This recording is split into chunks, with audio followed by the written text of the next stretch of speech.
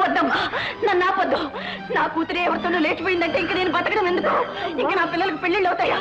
ఈ అవమానాన్ని చూస్తూ మోస్తూ బతకడం కంటే చావడమే నేను. నన్ను చావని తల్లి, నన్ను చావని.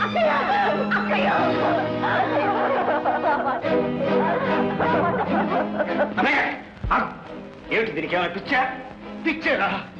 నా పరువు ప్రతిష్టను మంట కలిపి నా వసంతను దాన్ని లేవ తీసుకుపోయిన వాడిని నరికి పోగులు వేస్తే కానీ నా పిచ్చి వసంతం చాలే. పిల్లల్ని పెంచడం చేతకాక నరికేసుకుంటావా? ఈ కత్తి రాయు.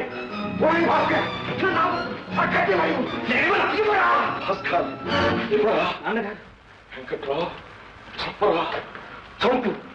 వాళ్ళనే కాదురా, ముందు నన్ను చంపు. ఈ ఇంటిని వెంటిగా చీల్చిన మీ వంటి బిడ్డల్ని కదా నన్ను చంపు. లోకులనుకునే మాటలతో ఈ అవమానాలు భరించలేక కుళ్ళి చావక ముందే నన్ను చంపి తర్వాత ఇంటిలో పాత్రని చంపి ఆఖరికి నువ్వు చావా.